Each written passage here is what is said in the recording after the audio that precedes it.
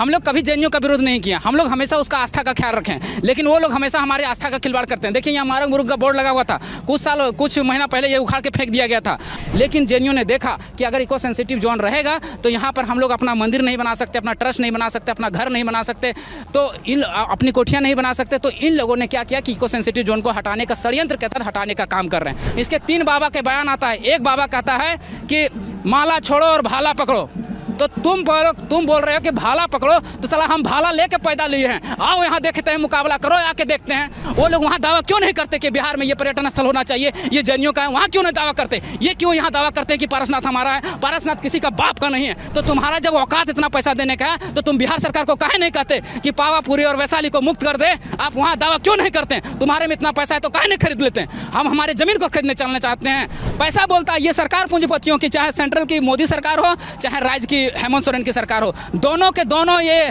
पूंजीपतियों के हाथों में बिक चुकी है। विवाद को लगभग बोला जा रहा है कि सुलझा दिया गया। गिरिडीह विधायक खुद बोल रहे हैं कि दोनों संगठन के लोगों को बैठाकर वार्ता की गई और विवाद सुलझ गया। क्या कुछ मांग है और कहाँ विवाद हो रहा है?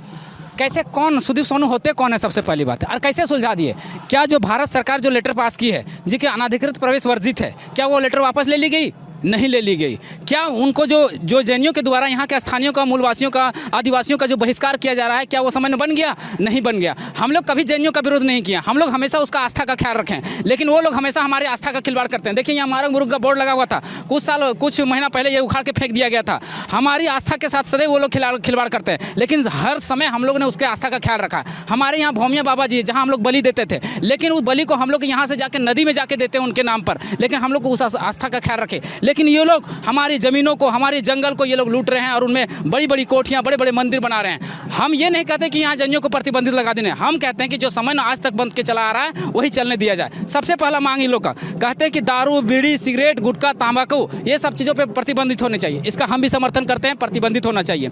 मांस मदिरा का प्रतिबंधित होना चाहिए, हम भी उसका समर्थन करते हैं। लेकिन हमारी आस्था यहाँ मारंग मुरुंग या जाहिर थान, यहाँ पर हम लोग को बलि देने की है, हम लोग को यहाँ हड़िया के तापन चढ़ाने की है। तो हम लोग अपने प्रथा को, अपने रिचुअलिटी को ख्याल नहीं रखेंगे क्या? अपने पारंपरिक धर्म को ख्याल नहीं रखेंगे क्या? हमारी जो आदिकाल का धर्म है उसका ख्याल नहीं रखेंगे क्या? हम उसका भी ख्याल रखेंगे। तो हमारा जो आज तक हम पूजा करने आए थे हमको वहाँ सुरक्षित कर दिया जाए, जैनियों को जो वहाँ स्थान है वहाँ पर उनको सुरक्षित कर दिया जाए। और जब जैनी लोग कहते हैं कि हम लोग पारसनाथ को बचाना चाहते हैं और मूलवासी आदिवासी लोग भी चाहते हैं कि हम लोग पारसनाथ को बचाना चाहते हैं, तो फिर पारसनाथ को भंग कौन कर रहा है? पारसनाथ को हटा कौन रहा है? पारसनाथ को अतिक्रमण कौन कर रहा है? तो हम बताते हैं कौन अतिक्रमण कर रहा है। ये जो आप रोड देखते हैं, यहाँ पहले वैकल्पिक मार्ग हुआ करता था। 1990 के दशक में मात्र एक दिन में 300 यात्री लोग चढ़ते थे ऊपर पारसनाथ, क्योंकि रोड नहीं था। आज जैनियों ने यहाँ पर एक रोड बना दिया जिससे पर्यटन स्थल विकसित हुआ और कम से कम 3000 एक दिन में लोग चढ़ने लगे। तो इस सरकार को देखते हुए कि यहाँ पर्यटन तो ज़्यादा आने लगे, तो पर्यटन स्थल को बनाने की घोषणा की। तो पर्यटन स्थल को बढ़ावा कौन दिए? आप दिए। उसके बाद ये पारसनाथ का जो दक्षिणी छोर है, वहाँ निमिया घाट क्षेत्र से इसको 15 फीट का एक रोड बन रहा है,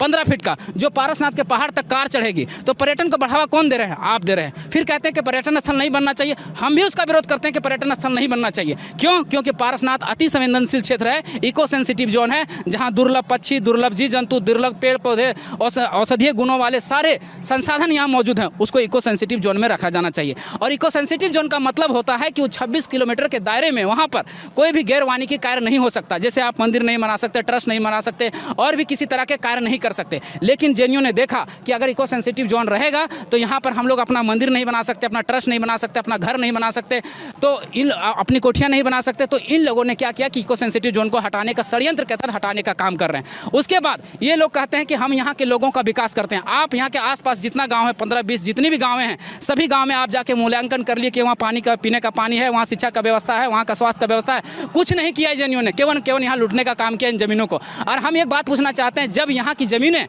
CNT एक्ट में लागू है और छोटा नागपुर काश्तकारी अधिनियम का धारा 46 का कहता है कि अगर कोई आदिवासी है तो केवल आदिवासी को ही जमीन बेच सकता है, लेकिन उसी थाना का होना चाहिए। तो फिर ये गुजरात, महाराष्ट्र से आए हुए जैनी लोग यहाँ जमीन कैसे खरीद ले, यहाँ इतनी बड़ी बड़ी कोठियाँ कैसे बना लिए, ये सोचने वाली विषय है। उसके बाद धारा 46 का कहता है कि अगर कोई OBC है तो केवल OBC को ही जमीन बेच सकता है, लेकिन उसी जिला का होना चाहिए। लेकिन ये बाहर से, लंदन, UP, जहाँ से भी आए हुए जैन हैं, पूरे भारत से, पूरे इंडिया से कहीं भी जैन आए और यहाँ जमीन खरीदो तो किस आधार पर खरीदें? जबकि यहाँ की सारी जमीनें तो या तो वन विभाग के अंतर्गत है, या तो फिर GM लैंड है, या तो CNT के अंदर है। लेकिन ये जमीनें कैसे खरीदी गई? उसके बाद इसके 3 बाबा के बयान आता है। एक बाबा कहता है कि माला छोड़ो और भाला पकड़ो, तो तुम बोल रहे हो कि भाला पकड़ो, तो साला हम भाला लेके पैदा लिए हैं, आओ यहाँ देखते हैं, मुकाबला करो, आके देखते हैं। बोलना माइक में बहुत आसान काम है, आप मुनि हैं, मुनि रहिए। आपका कहा जाता है अस्तय, अपरिग्रह, अहिंसा, परमो धर्म आप कहते हैं, लेकिन परमो धर्म कहाँ चला गया आपका? जब यहाँ झारखंड ये जय पारसनाथ को जो क्षेत्र है, मेरा घर यहीं तलहटी में पड़ता है, यहाँ 3 महीने तक आग लगी रहती है, जिसमें लाखों जीव जंतु, लाखों पशु पक्षी जल कर राख हो जाते हैं। तब ये जैन समुदाय वाले कहाँ चले जाते हैं? तब क्यों नहीं पारसनाथ को बचाने आते हैं? एक सवाल और हम इनसे पूछना चाहते हैं, महावीर स्वामी यहाँ पर पारसनाथ जो 23वें तीर्थंकर थे, उनका यहाँ निर्वाण प्राप्त हुआ था, यहाँ उनका मोक्ष प्राप्त हुआ था, तो उनका मंदिर बनना चाहिए, उनका ट्रस्ट बनना चाहिए। लेकिन इनके 24 तीर्थंकर में से 32 को मंदिर उन्होंने ऊपर में बना दिया है और सभी टॉक पर कब्जा कर लिया है, तो ये तो गलत तरीका है। उसके बाद ये लोग कहते हैं कि जहाँ मेरा तीर्थस्थल वहाँ सुरक्षित रहना चाहिए। तो 24वें तीर्थंकर जो महावीर स्वामी हुए, उनका जन्म स्थल वैशाली है और उसका जो मोक्ष प्राप्त करने का स्थान है पावापुरी, और दोनों ये बिहार में, और दोनों बिहार सरकार ने इसको पर्यटन स्थल घोषित करके रखा है। वो लोग वहाँ दावा क्यों नहीं करते कि बिहार में ये पर्यटन स्थल होना चाहिए, ये जैनियों का है? वहाँ क्यों नहीं दावा करते? ये क्यों यहाँ दावा करते हैं कि पारसनाथ हमारा है? पारसनाथ किसी का बाप का नहीं है। संविधान का धारा 46 का क्या कहता है, 48 का क्या कहता है कि नदी, नाला, पहाड़, पर्वत, ये जितने चीज़ हैं, ये सभी जन समुदाय का है, सभी धर्मों का है, सभी व्यक्ति का है। इसमें किसी एक समुदाय का, एक व्यक्ति का, एक धर्म का अधिकार कभी नहीं हो सकता। तो इन लोग कैसे दावा जताते हैं कि पारसनाथ हमारा है? पारसनाथ किसी का नहीं है, किसी का बाप का नहीं है, ये सभी समुदाय का, सभी धर्मों का, सभी जातियों का, सभी का है। ये किसी का अधिकार एक बाप का नहीं हो सकता। और अनाधिकृत जो प्रवेश वर्जित किया है इन लोगों ने, उस पर जल्द से जल्द उस कॉलम को हटाया जाए। अगर हमारा बहिष्कार करेंगे तो हम जैनियों का बहिष्कार करेंगे, ऐसा बहिष्कार करेंगे कि यहाँ घुसने तक नहीं देंगे। वो लोग कहते हैं उखाड़ के फेंक देंगे। एक मुनि कहता है कि हम कितना पैसा चाहिए झारखंड सरकार को, हम यहाँ नट्टी तक भर के देंगे। तो तुम्हारा जब औकात इतना पैसा देने का है, तो तुम बिहार सरकार को काहे नहीं कहते कि पावापुरी और वैशाली को मुक्त कर दे? आप वहाँ दावा क्यों नहीं करते? तुम्हारे में इतना पैसा है तो काहे नहीं खरीद लेते? हम हमारे जमीन को खरीदने चलना चाहते हैं, आप क्या पैसा दिखाने का? हम तब भी जीवित थे जब हमारे यहाँ पैसा नहीं था। हम वो आदमी हैं जो भुइहरी करके, कुटकट्टी करके, मुंडारी करके हमने खेत बनाया, हमने अपने जीवन शैली को, अपनी पद्धति को, अपनी रिचुअलिटी को विकसित किया है। आप हमें जीना सिखाइएगा।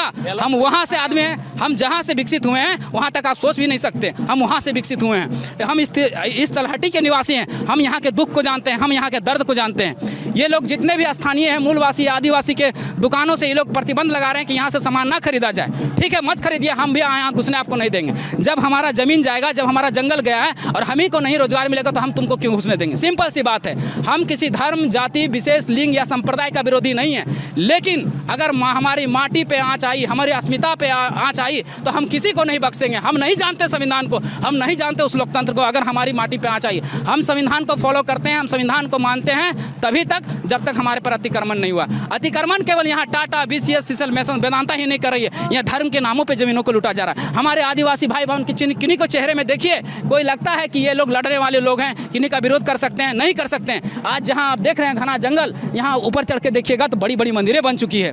तो वो अतिक्रमण अब हम नहीं चलने देंगे। आज तक हम मांग करेंगे सीधे तो दोनों संप्रदाय से कि आज तक जैन समुदाय में और स्थानीय मूलवासी आदिवासियों के दोनों के जो समन्वय बन के चला आ रहा था, वही रिचुअलिटी को चलने दिया जाए। वो अपने स्थान पर पूजा करें, हम अपने स्थान पर पूजा करें, हम अपने धर्मों को माने, वो लोग अपने धर्मों को माने, और जो चीज़ें हैं जो प्रतिबंधित के लायक है उसको प्रतिबंध किया जाए और इको सेंसिटिव जोन में ही इसको रहा जाए, ताकि यहाँ कंस्ट्रक्शन के कार्य कम हो, ताकि वहाँ पर पहाड़ पर्वत, नदी, नाला सुरक्षित रहे, पशु पक्षी हमारे सुरक्षित रहें, क्योंकि हम प्रकृति के पूजक हैं, हम प्रकृति को पूजा करते हैं। प्रकृति जब सुरक्षित रहेगी, जब बचेगी, तभी तो हम कुछ कर सकते हैं, हम कुछ पा सकते हैं। तो हमारा ये चीज़ें सुरक्षित रहनी चाहिए, यही हम मांग करते हैं। उसके बाद जितना चीज़ें इन लोगों ने मांग रखी है, उन मांगों को हम भी कहते हैं कि पर्यटन स्थल ना बने, तंबाकू, गुटखा, सिगरेट, ये सब चीज़ें बंद रहे, ये भी हम भी मानते हैं। लेकिन इको सेंसिटिव जोन को जो हटाया है, सरकार फिर से बहाल करे, और जो अनाधिकृत ट्रैकिंग जो लिखा है उस कॉलम को हटा दिया जाए, क्योंकि हम ये पारसनाथ पहाड़ हमारा जीवन आधार है, इससे हमारा जीवन चलता है। हम यहाँ से जड़ी बूटी, जीवन की सारी वस्तुएं, जड़ी बूटी, लकड़ी वगैरह जितना भी सामान है, हम यहाँ से लेके जाते हैं। हम अपने पशुओं को चराने के लिए पात पलाह वगैरह लेके जाते हैं। तो हम कहेंगे कि हम यहाँ लेने जा रहे हैं पात पलाह, तो वहाँ अंदर से ऊपर से चढ़ने ही नहीं देगा कि क्यों चढ़ रहे हैं आप, तो कहेगा कि हम पात पलाह लेने चढ़ रहे हैं। तो नहीं, अनाधिकृत ट्रैकिंग वर्जित है, तो उसको रोक देगा।